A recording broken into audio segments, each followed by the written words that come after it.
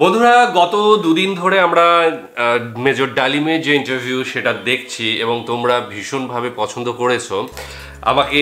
পরবর্তী যে পর্ব, তৃতীয় পর্ব, আমরা খণ্ডে খণ্ডে করছি একটা গোটা ভিডিও, তোমরা জানো, আগেই শুনেছো। সেটাকে আমরা 4টে ভাগে ভাগ করে নিয়েছি এবং আজকে তার তৃতীয় পর্ব দেখব।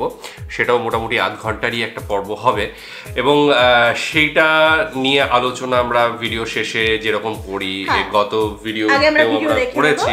হ্যাঁ, তো সেইভাবেই আলোচনা করব। আজকের যে এপিসোডটা দেখতে চলেছি সেটাই আরও মানে ভিতরের দিকে আমরা হয়তো যাব এবং সেটা নিয়ে ভীষণভাবে এক্সাইটেড যে পরবর্তী ক্ষণে কি হয়েছে। দেখছি আমরা, তত ইন্টারেস্ট বেড়ে যাচ্ছে একদম। হ্যাঁ, তো চলো দেখি। তার আগে ডেসক্রিপশন বক্সে লিঙ্ক দিয়ে রাখবো, সেখানে গিয়ে অরিজিনাল ভিডিওটা দেখো, সাথে সাথে চ্যানেলটাকে লাইক, শেয়ার, সাবস্ক্রাইব করে দিও।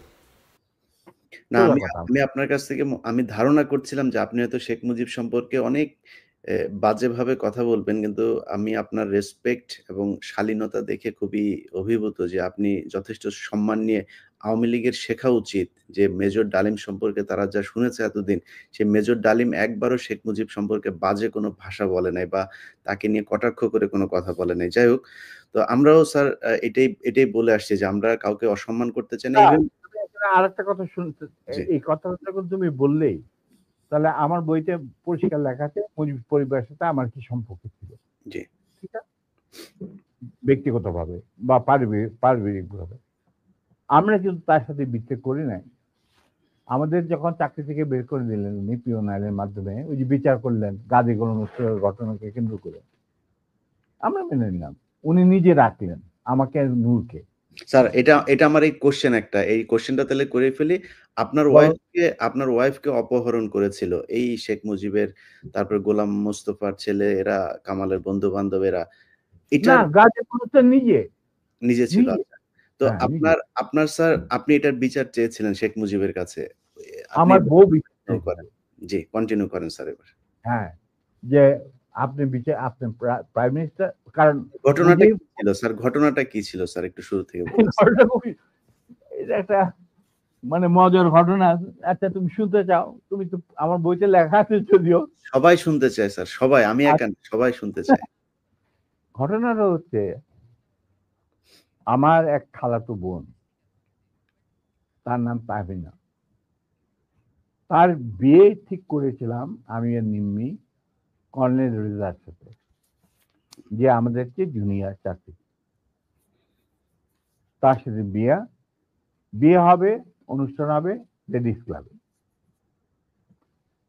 তো দুপক্ষেই আমাদের পরিচিত, অতএব আমরা হলাম রায় মিডিয়া। ঠিক আছে। তখন আমরা কি করলাম, সমস্ত অ্যারেঞ্জমেন্ট আমাদের উপরে দায়িত্ব আসলো। তো কাকে রাখি আর কাকে বাদ দিই, এত মানুষের সাথে পরিচিতি। তো আমরা যাই হোক বেশ ভালোই, প্রায় 2-3 হাজার লোকের মতো লোক ইনভাইট করা হলো, দুই তরফে চলছে বিয়ার আসর। তখন আমার একমাত্র শালা, যার নাম বাপ্পি, ও ম্যাকগিল ইউনিভার্সিটিতে পড়তো, ওখান থেকে ছুটিতে আসছে দেশে। He was also present in this ceremony. আমি আর নিমিত দুই পক্ষের মানে হোস্ট বলতে পারো, সবাই দেখাশোনা করছি। বাপ্পি বসে আছে ছেলেদের যেখানে বসার জায়গা সেখানে। তখন লম্বা চুলের একটা ফ্যাশন ছিল। He has just come from Canada, so লম্বা চুল, and he had beautiful hair, and he was a handsome man.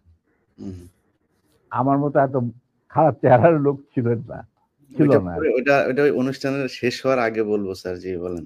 আচ্ছা, তারপর তোমার ও বসেছিল অন্যান্য গেস্টদের সাথে। তার পিছনের রোতে Gazi Golam Mostafa and his wife was also invited in that function from the other side, not from our side, মানে ছেলে পক্ষের। বুঝতে পারছি।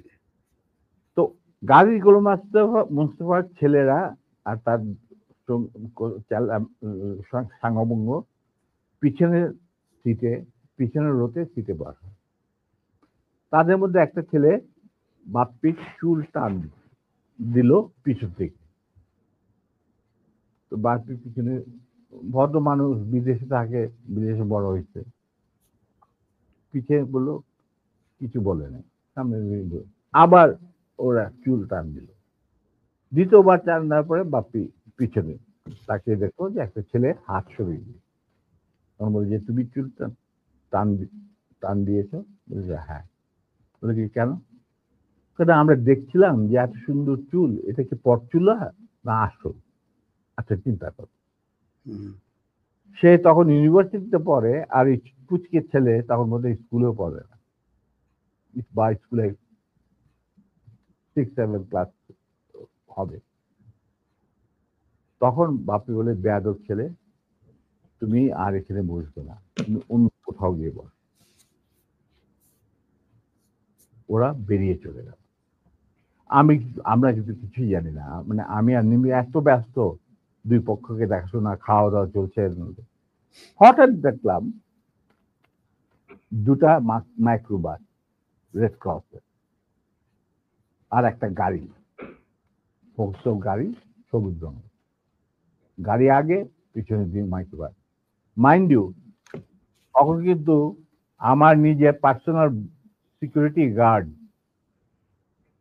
উইথ ওয়্যারলেস মজুদ লেডিস ক্লাবে। আমি কুমিল্লাতে, তখন কুমিল্লা থেকে আসছি বিয়ের জন্য। তো ন্যাচারালি আমাদের গার্ড নিয়ে চলাফেরা, এটা তো আর্মির নিয়ম, এটা তুমি জানো। আসলো, থামলো, দুইটা মাইক্রোবাস থেকে প্রায় 8 জন ট্রেনগানধারী সাদা পোশাক পরা লোক নামলো, আর ফোকসো গাড়ির থেকে নামলো গাজী গোলাম মোস্তফা স্বয়ং। তার স্ত্রী কিন্তু উপস্থিত মেয়ে মহলে। উনি গাড়ি থেকে নেমেই চিৎকার করতে শুরু করলেন, মেজর ডালিম কোথায়, মেজর ডালিম কোথায়, মেজর ডালিম কোথায়? বহুতবার বাড়ছে, আর সহ্য করা যায় না। আমি অবাক হইলাম, এরকম চিৎকার করছি কে? তখন একটা ছেলে এসে, একজন হিওয়াজে ট্র্যাক প্লাটুনের একটা ছেলে, কে আমার নামটা মনে নাই, এসে বললো যে ভাই আপনাকে খুঁজ করতে, এই চিৎকার করতে, এই তো গাজী গোলাম মোস্তফা, তার সাথে 8-10 জন ট্রেনগারধারী লোক আছে। মাইন্ড ইউ, তখন কিন্তু army was deployed in the whole country to recover illegal arms. আর আমাদের ঢাকার হেডকোয়ার্টার ছিল রেস কোর্স। আমরাও সেই অপারেশনে যুক্ত ছিলাম। যাই হোক, আমি বাইরে আসলাম, আসে গাড়ি গোলাম মোস্তফার সামনে বারান্দাতে। আমি মেজর ডালিম, আপনি আসুন, আপনার বেগম সাহেব তো আছেন ভিতরে, আপনি আসুন, বরবধূকে আপনি দোয়া করে দেন। হারামজাদা বারবার সে আর্মির, আজকে আমি উচিত শিক্ষা দেব। আমি দেখলাম আমার চারদিকে ওই ট্রেনের ঠেকাইলেও প্রায় 4-5 জন মানুষ, আর 4-5 জন খালে দাঁড়িয়ে। আমরা এই দেখি, আমি একজন ট্রেন মানুষ, আমার স্কট আছে ওখানে প্রায় 4-5 জন, ওয়্যারলেস আছে, I can call anyone any time, MP unit, যে ইউনিট দরকার হয়। এই কি অবস্থা, একটা বিয়ে বাড়ির মধ্যে এরকম একটা হুলস্থুল কাণ্ড। আপনি দেখেন কিছুই, কি ব্যাপার কি?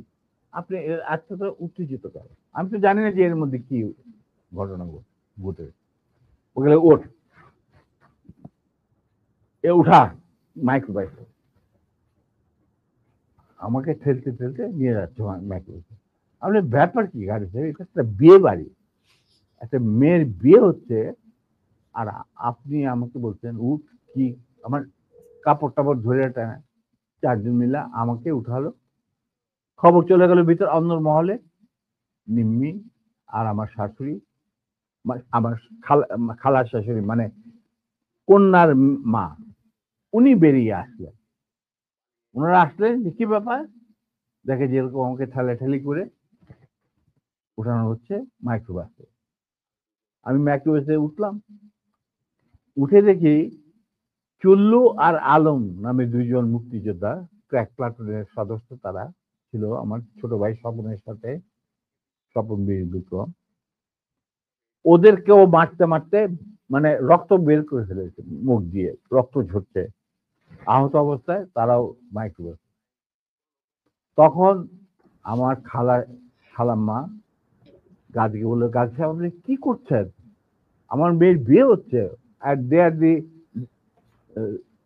তারা বর পক্ষেরও কন্যা পক্ষেরও কি হয়েছে কি, ওরা তো ব্যস্ত। বলে আমি ওদেরকে উচিত শিক্ষা দেবো, ওকে আমি উচিত শিক্ষা দেবো। তখন আমার স্ত্রী বললো যে আপনি তাকে একা নিয়ে যেতে পারবেন না, আপনি আমাকে সঙ্গে নিয়ে আসবেন। ঠিক আছে চল, ওরেও ধাক্কা দিয়ে উঠায় দিল মাইক্রোবাসে। তখন আমার খালা বললেন, কাজী সাহেব আপনি কিন্তু বাড়াবাড়ি করছেন, ঠিক আছে যেখানে আপনি নিয়ে যেতে চান আমিও যাবো সাথে।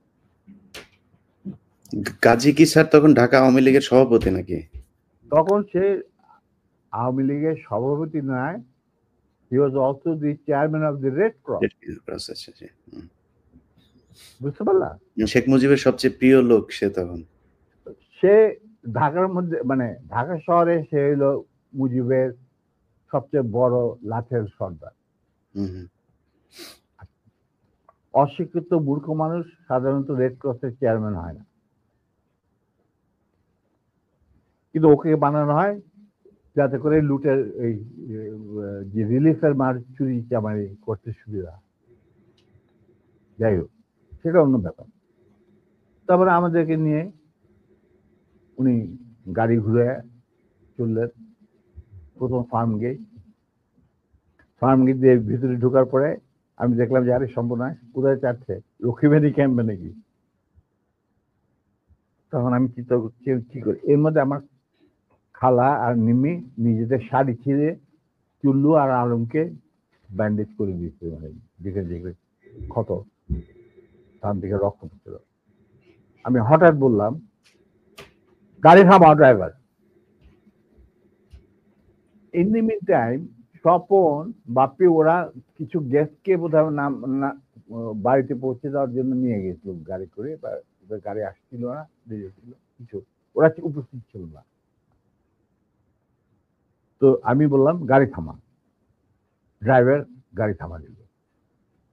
আমরা তখন আমার গাড়িতে প্রায় 4 জন ট্রেন গানধারী লোক, তাদের একজনকে বললাম যে তুমি গিয়ে ওই সামনে যে গাড়ি গোলাম মোস্তফা বসে আছেন, গাজী গোলাম মোস্তফা সাহেবকে বলেন নাই কিনা আসেন। Somehow that man with train guard, he got down and went to Gazi. গাজীও তখন স্টপ হয়ে গেছে, যে পিছনে গাড়ি স্টপ হয়ে গেছে। আসে বলছে, ওনাকে বোধহয় বলছে যে আপনাকে উনি ডাকছেন নিজের গাড়ি। গাজী গুলিস্তান দরজা খুলে আমাদের মাইক্রোবাসে আসলো। তখন আমি গাজী গোলাম মোস্তফাকে বললাম যে গাজী সাহেব আপনি তো আমারই নিয়ে চলছেন, কোথায় নিয়ে যাচ্ছেন জানি না, কিন্তু একটা কথা মনে করে রাখেন, আপনাকে মনে করাই দিচ্ছে আপনার ভালোর জন্য, যে আপনি যে আমাদেরকে এই মাইক্রোবাসে রেড ক্রসের মাইক্রোবাসের মধ্যে ঢুকায় নিয়ে আসছেন, এটা কিন্তু হাজার হাজার মানুষ, শয়ে মানুষ দেখতে উপস্থিত ছিল।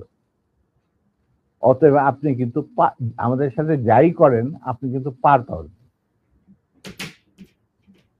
এইটা শোনার পর গাজী গেল একটু ঘাবড়ায়, যে তাই তো আমি যে উঠাই নিয়ে আসছি এটা তো সবাই দেখছে। তখন আমি বললাম যে আপনি যাই করেন, উনি যখন একটু হতভম্ব হয়ে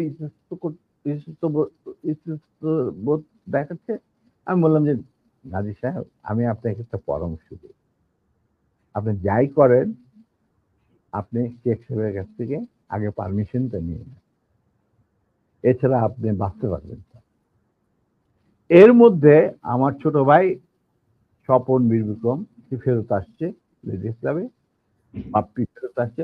ওরা শুনলো যে এই ঘটনা ঘটছে, ওখান থেকে সোজা স্বপন চলে গেল এমপি ইউনিটে, ঢাকা ক্যান্টনমেন্টে। ওখানে গিয়ে বললো যে এরকম অবস্থা, বিয়ে বাড়ি থেকে কিডন্যাপ করে। বিয়েতে কিন্তু জিয়া রহমান উপস্থিত ছিল, শফিলিও উপস্থিত ছিল, খালেদ মোশাররফ মানে সবাই উপস্থিত ছিল। আচ্ছা, তো ওনার তখন চলে গেছে। সেদিন কি ছবি দেখানোর কথা ছিল, সত্যজিৎ রায়ের কি যদি মহানগর না কি একটা ছবি, তো ওটা দেখার জন্য সবাই চলে গেছে আগে তাড়াতাড়ি খাওয়া দাওয়া করে। তখন এই খবরটা পাওয়ার পরে the CEO of the MP unit এই খবরটা ব্রিগেড মেস, ইউনিট মেস সবখানে এটা সে জানাই দিল। ইয়াং অফিসাররা লুঙ্গি গেঞ্জি পায়জামা যে যা পরা ছিল সবাই ঢাকা শহরে বের হয়ে আসে। তারা খুঁজতে লাগলো যে আমাদের অ্যাবডাক্টেড অফিসার তার ওয়াইফ কোথায়। আর একদল সোলজার এমপির পাঠানো হলো, যারা ওই অবৈধ অস্ত্র কালেকশনে ডিপ্লয় ছিল গাজীর বাড়িতে। গাজীর বাড়িতে যাদের পাইছে সবাই বন্দুকেরা নিয়ে আসছে রেস্কিউ মজা। আমি কিন্তু এগুলো কিছু জানি না। গাজী তখন আমার কথা শোনার পর ও ওদের কিছু চিন্তা করলো। চিন্তা করার পরে দেখলাম যে উনি লক্ষ্মীবেনের দিকে না গিয়ে 32 নম্বরের দিকে যাচ্ছে কলাবাগানের। আমি বললাম যে আলহামদুলিল্লাহ। তখন 32 নম্বরে গার্ড রেজিমেন্ট ছিল, ফার্স্ট ফিল্ড রেজিমেন্ট, যেটা আমার হাতে গড়া। তারা গার্ড দিচ্ছিল প্রাইম মিনিস্টারের বাড়ি, আমার জানা আছে। তো গাড়ি চললো, আমরা পিছু পিছু চললাম। আবার কাফেলাকে গাড়ি 32 নম্বরের গেটের ভিতরে ঢুকতে না দিয়ে বাইরে খাড়া করায়। স্টপ করার পর গাড়ি তার গাড়ি নিয়ে ভিতরে চলে, আমরা ওখানে থাকলাম। ইতিমধ্যে যখন এরকম সারা আর্মি ডিপ্লয়মেন্ট যারা ডিপ্লয়েড ছিল তারা যখন গাড়ির পরিবার ধরে নিয়ে আসছে আর সবখানে ব্যারিকেড দিয়ে চেক করা হচ্ছে প্রত্যেকটা গাড়ি যে আমাদের মিসিং অফিসার তার স্ত্রী কোথায় আছে কিনা, যাতে ঢাকার বাইরে না যেতে পারে। এই হুলস্থুল চলছে। আমাদের তখন রেসকোর্সের কমান্ডার ছিলেন major movement, CO first lancer. তো উনি মেজর মুভমেন্ট ছিলেন অপারেশন ইনচার্জ, পরে লেফটেন্যান্ট কর্নেল। আচ্ছা, যাই হোক, তখন আমরা বললাম যে গাড়ি ভিতরে গেল কি বলবে। ঠিক সেই সময় দেখলাম একটা সাদা টয়টা গাড়ি আসলো, ড্রাইভিং সিটে বসা স্বপন, পাশে বসা আমার বোনের জামাই লিটু, আবুল খায়ের লিটু, যে নাকি বেঙ্গল গ্রুপের মালিক, বিরাট ধনী ব্যবসায়ী। ওই সালমান রহমান তোমানের সাথে সবাই একটা। যাই হোক, ওরা দুজন আর এসপি মাহবুব সঙ্গে। এসপি মাহবুব ছিল মুজিবের খুবই বিশ্বস্ত একজন কিলার, মানে তাকে যে সমস্ত এই মানুষ মারা টারা হতো আর কি। ঢাকা জেলার SP Mahbub, not Major. He was given during the war, he was given rank of a captain. Mahbub was a good friend of mine, and anyway. ওদের গাড়ি যখন আসলো আর গাড়ি থেকে পরে আমি এই গল্প মাহবুবের কাছে শুনছি যে স্বপন এই ক্যান্টনমেন্টে জানানোর পর সে চলে গেল মাহবুবের বাসা। মাহবুবের কিন্তু সেই বিয়েতে আসার কথা। তো সে ওয়্যারলেসে জানাইছে যে আমি মানিকগঞ্জ থেকে ফিরছি খুব সহসাই, আমি বিয়ে বাড়িতে আসছি, তো আমার দেরি হবে। তো স্বপন চলে গেছে তার বাসায়। সে তাকে মিন্টন রোডে মানে ক্লাস 1 গ্যাজেটেড অফিসারদের জন্য একটা এনক্লেভ আছে, তুমি হয়তো জানো, দেখেছো কিনা জানি না। তখন বাংলো ছিল, এখন বোধহয় মাল্টি ফ্ল্যাট, ওই ইন্টারকনের সাথে। তো সেখানে মাহবুব থাকতো একটা flat। তো ফ্ল্যাটে লিটু আর স্বপন গিয়ে উপস্থিত হয়েছে। ঠিক সেই মুহূর্তে Mahbub was getting ready to come to marriage ceremony. Manikganj থেকে ফিরে আসছে। উপরে এটা দেখা যায় মাহবুব কাপড় টাপড় পরতে, চুল আছে। তখন লিটু আর স্বপনকে দেখে বললো যে কি ব্যাপার, তোমরা এখানে কেন? আমি তো আসছি, আমি তো বলছি তোমাদের জানাইছে, আমার অফিস থেকে জানানো হয়েছে, জানানো হয়নি যে আমি দেরি হবে মানিকগঞ্জ। হ্যাঁ, কিন্তু মাহবুব ভাই এক ঘটনা ঘটছে। বলে কি ঘটনা? যে নিম্মি আর ডালিমকে উঠায় নিয়ে গেছে গাজী গরম বিয়ে বাড়ি থেকে। কোথায় নিয়ে গেছে, কি হয়েছে জানি না, তবে তার পরিবারের সবাই এখন অ্যারেস্ট করা হয়েছে। তারা সব ওই সারদি উদ্যানে আছে, মানে রেস্ট করছে। আর্মি সারা ঢাকা শহরে ছড়ায় পড়ছে। তার প্রত্যেকটা গাড়ি চেক করতেছে যে looking for the missing officer and abducted officer and his wife. মাহবুবকে চাই নাকি? এটা তো সাংঘাতিক কথা। গাড়িতে তো বিশ্বাস করা যায় না বলে সে রেড টেলিফোন করতে, মানে হাত দিতে গেছে, রেড টেলিফোন বেজে উঠছে। কে? শেখ মুজিব। ফোন মাহবুব। তো উঠাইছে, কে বলছে? আমি মাহবুব বলছি। বলে যে আমি প্রাইম মিনিস্টার মুজিবুর রহমান। বলে কি? জি স্যার বলেন। বলে কি তুই ইমিডিয়েটলি আমার বাসায়। এর মধ্যে chief of staff, deputy chief of staff, CGS, Khaled Mosharraf, এদেরকে ডাকানো হয়েছে, এরাও আসছেন। মেজর কর্নেল নুরুজ্জামান, রকিবানী চিফ, এরা উপস্থিত আসছেন সবাই। জিয়া রহমান অলসো কে ডেপুটি চিফ। আচ্ছা, মাহবুব তখন বলে চলো।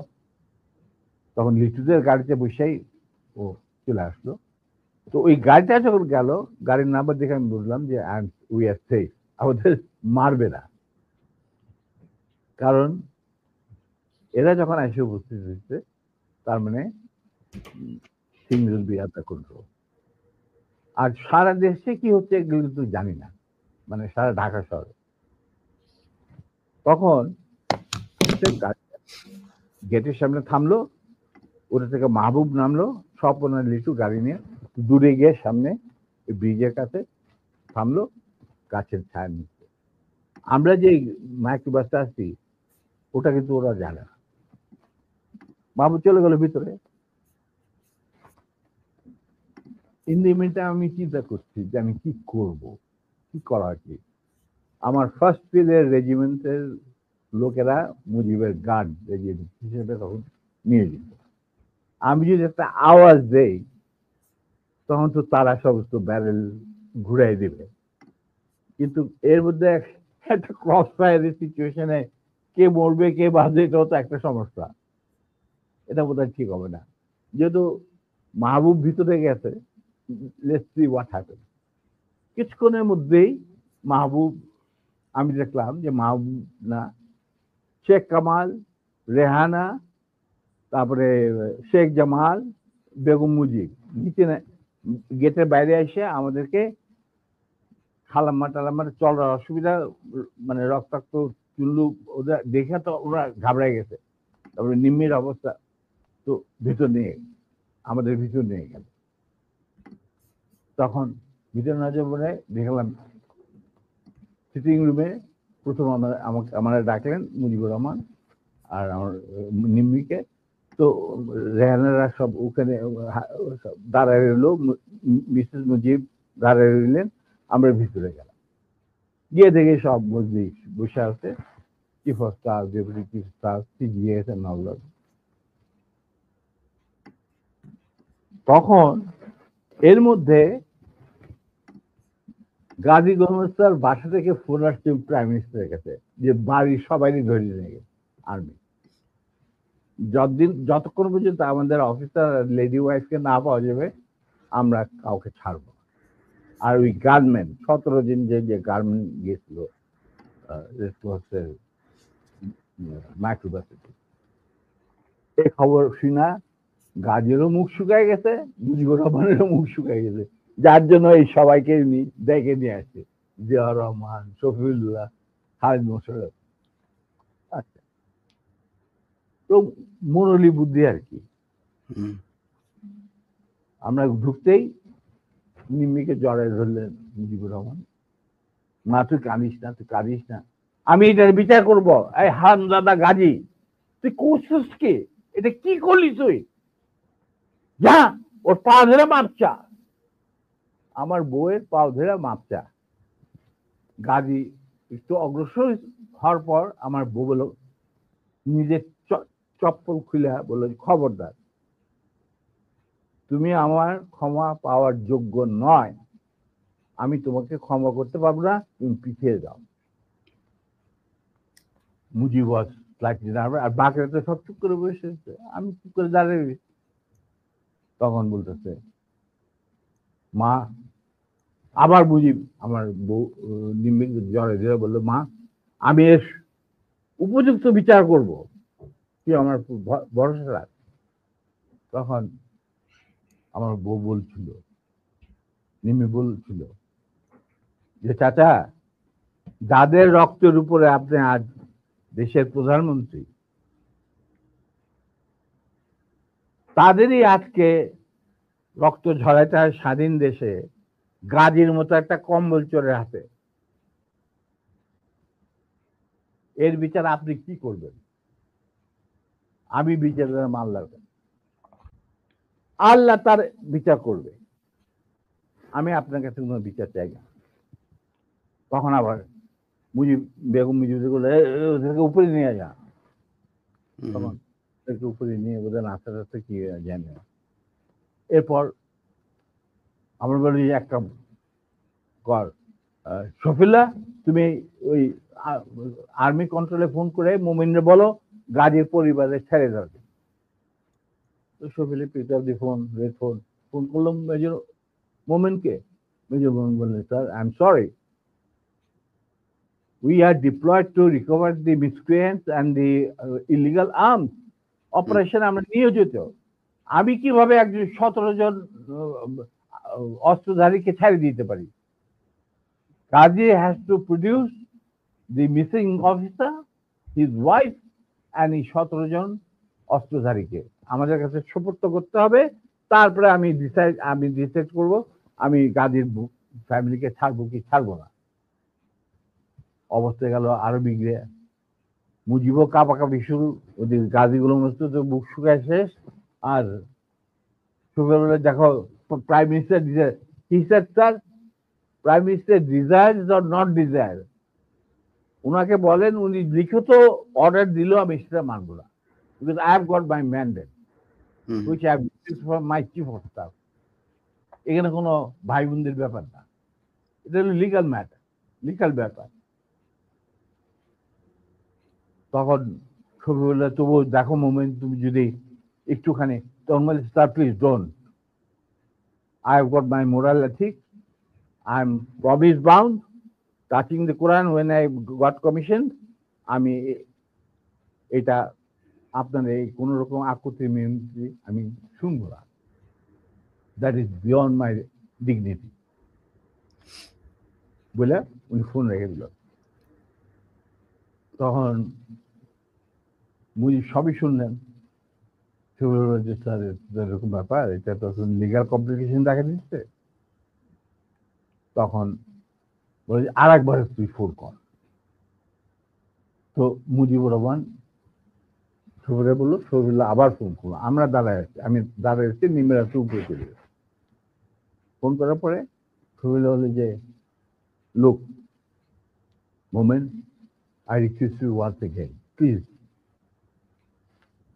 তখন মুজিবুর রহমানকে দিয়ে আমারে দে, উনি ফোন নিয়ে বললেন মেজর মোমেনকে যে আমি মুজিব বলছি। He said, sir, I have no time, I am running a big operation and I am the commander.